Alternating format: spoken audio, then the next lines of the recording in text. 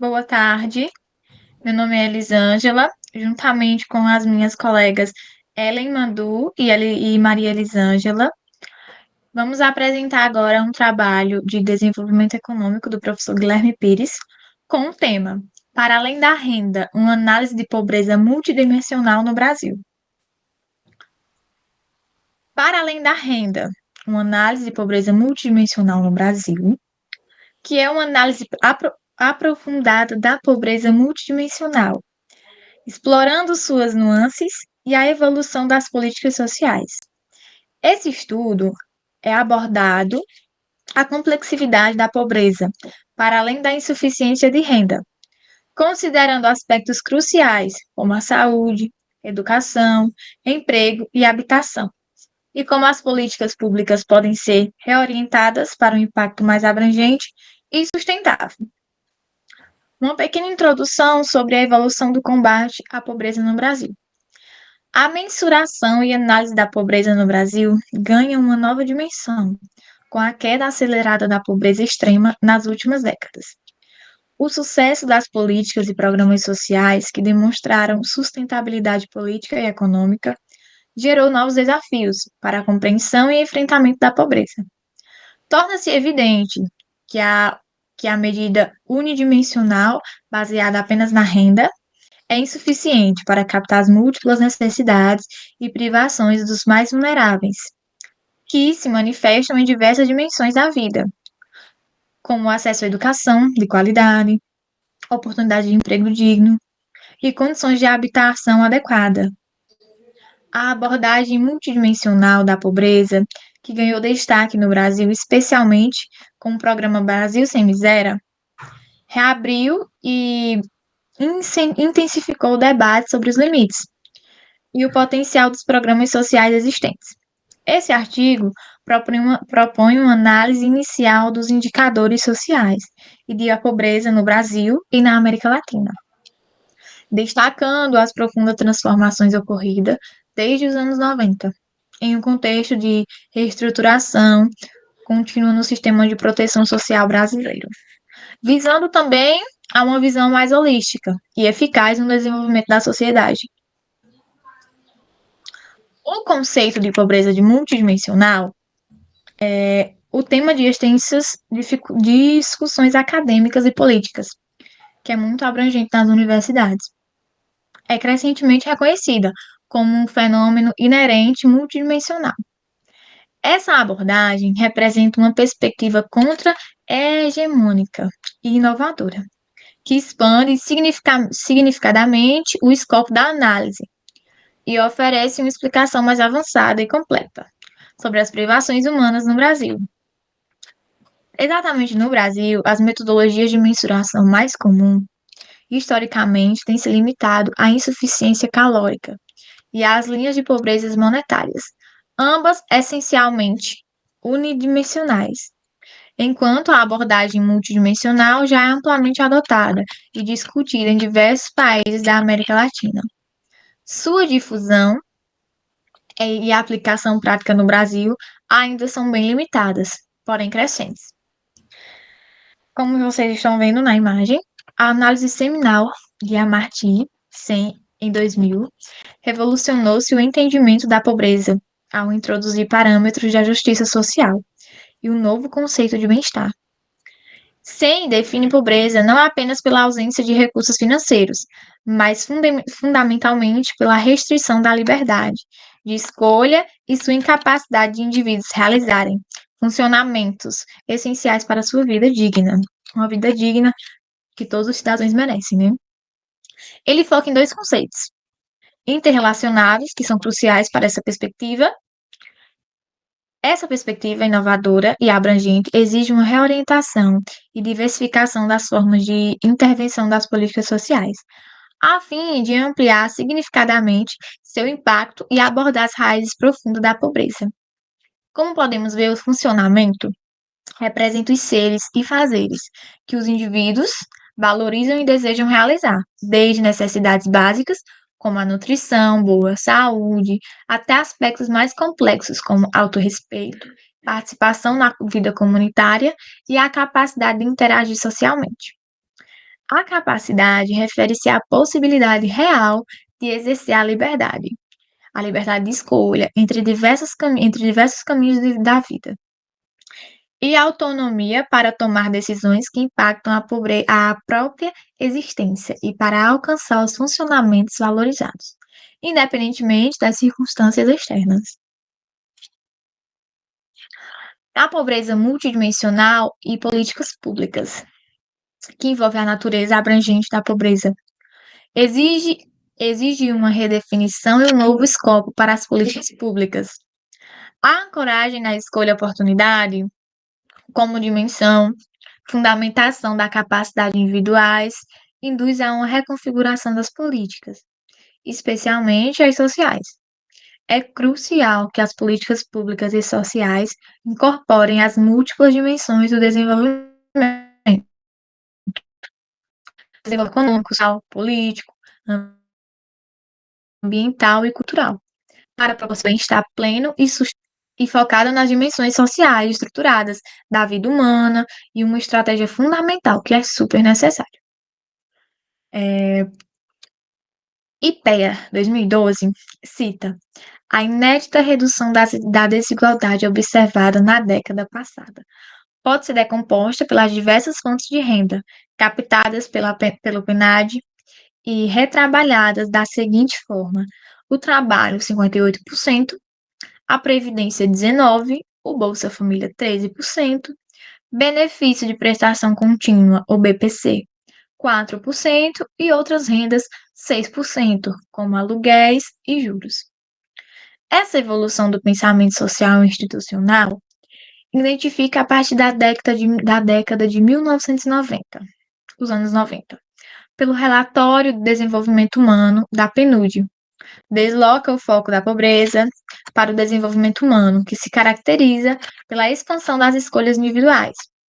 Esse novo paradigma vem expandindo sua aceitação global e influenciando o desempenho e a implementação de políticas públicas sociais, especialmente no Brasil e em toda a América Latina, através de reconfiguração de seus sistemas de proteção social para a abordagem de forma mais integral às necessidades de toda a população.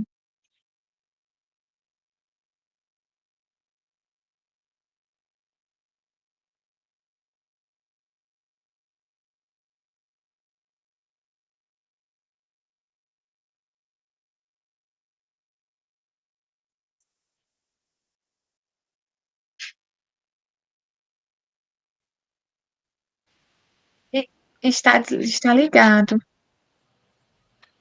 O slide tá coisado.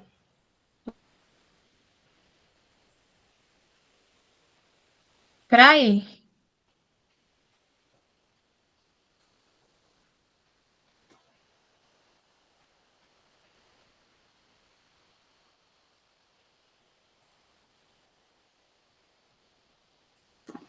Pronto. Agora, falando um pouco sobre o que o artigo falava sobre a transformação do sistema de proteção social brasileiro, a partir da Constituição de 88, o Brasil ele teve algumas transformações, adotando um paradigma de políticas sociais baseado em direitos universais, o que representou, na época, uma mudança radical em relação à assistência social tradicional e era focada em caridade. Quase 3 décadas depois, essa abordagem ela resultou numa significativa redução da pobreza e um impacto positivo nas desigualdades sociais, que era impulsionada em grande parte pela estabilidade inflacionária e pelo crescimento econômico robusto. O sistema de proteção social ele expandiu sua cobertura para incluir populações vulneráveis que antes eram marginalizadas. No entanto, os critérios de mensuração de pobreza eles eram historicamente restritivos, considerando apenas aspectos econômicos para considerar se a pessoa era pobre ou não. A partir de 2011, o governo brasileiro, por meio do programa Brasil Sem Miséria, ele adotou formalmente o princípio de pobreza multidimensional. Essa mudança, ela reconfigurou os critérios de elegibilidade pelos programas sociais e expandiu o portfólio de intervenção, Essa iniciativa, ela impulsionou a aplicação e disseminação do índice de pobreza multidimensional como uma ferramenta mais completa para avaliar as condições de vida. E no artigo também ele fez uma relação da pobreza tanto do Brasil quanto na América Latina do ano de 1990 até 2013. E essa incidência de pobreza monetária da América Latina, ela apresenta uma tendência declinante ao longo do tempo, embora em um ritmo ainda pouco desejado, que eles queriam na época. Em 2013, aproximadamente 27,9% da população latino-americana ela era considerada pobre e 11,5% estava em situação de extrema pobreza ou indigência. A pobreza na América Latina ela reduziu cerca de 16 pontos percentuais desde o ano de 2002, enquanto a extrema pobreza, apesar de ter diminuído, teve uma queda menos acentuada, indicando desafios persistentes nas camadas mais vulneráveis da sociedade.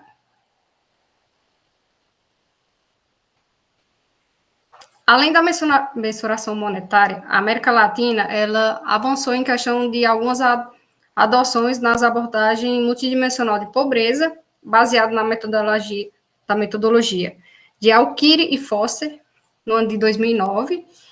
Inicialmente, eles eram usados com caráter exploratório, e essa metodologia ela considera uma série de indicadores tradicionais de necessidades básicas insatisfeitas, abrangendo dimensões essenciais da vida. Um exemplo é no padrão da vida, são avaliados aspectos como acesso à água potável, saneamento, eletricidade, combustíveis para cozinhar e qualidade de moradia. Na dimensão de educação, são consideradas os anos de escolaridade e a frequência escolar. E são classificados como pessoas, eles classificavam as pessoas como pobres, as pessoas que sofriam privações em pelo menos 2 dos 8 indicadores que eram analisados. A incidência e a intensidade da pobreza, eles demonstram uma relação positiva. Países com maior proporção de indivíduos em situação de pobreza, eles também tendem a apresentar um maior número de variações por pessoas. O Brasil, apesar de uma posição favorável em termos de renda per capita, quando comparado a outros países em desenvolvimento, ainda enfrenta um alto nível de pobreza, amplamente influenciado pela persistente desigualdade de renda. No entanto, é importante notar uma tendência observável de redução tanto na pobreza quanto na pobreza extrema em relação ao Brasil nos últimos anos, resultado de políticas sociais e mudanças econômicas que foram adotadas. Apesar de não ser um país intrinsecamente pobre em recursos, o Brasil lida com a injustiça social e a exclusão de uma parcela significativa de sua população. A região Norte e Nordeste continua sendo os países mais pobres e o Sul e o Sudeste, eles concentram a maior parte da riqueza do Brasil. A desigualdade de renda do Brasil, uma das 15 maiores do mundo, atingiu seu pico histórico no final dos anos 2000. De 2003 a 2011, a renda dos 10% mais pobres cresceu 550%, mais rápido do que o dos 10 mais ricos do Brasil, resultando em uma notável redução da desigualdade.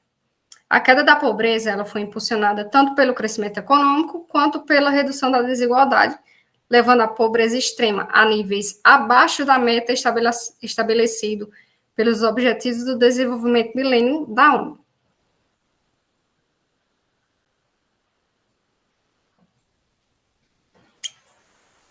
Eles analisaram também a questão dos indicadores dos anos de escolaridade, a mortalidade infantil, saneamento básico e a taxa de desemprego, tanto do Brasil quanto da América Latina. E tanto o Brasil quanto a América Latina têm demonstrado uma evolução positiva em seus principais indicadores sociais, refletindo o esforço de políticas públicas e o desenvolvimento socioeconômico. No Brasil, um dos avanços mais notáveis é o aumento da média de anos de escolaridade da população, impulsionada pela universalização progressiva de acesso à educação básica. Contudo, A América Latina, como um todo, apresenta um nível educacional superior ao Brasil, em termos de anos médios de escolaridade.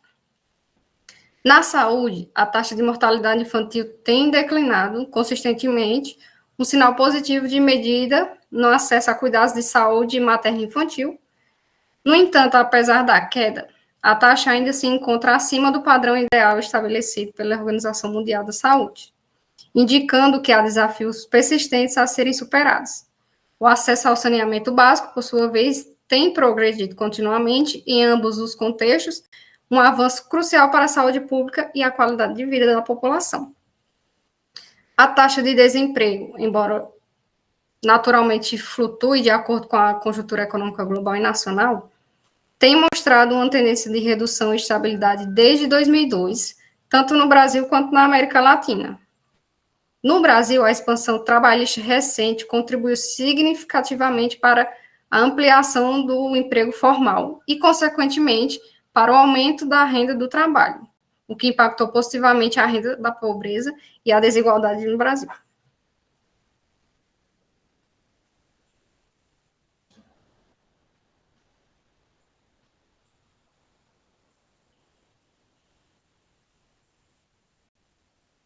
Liga teu microfone.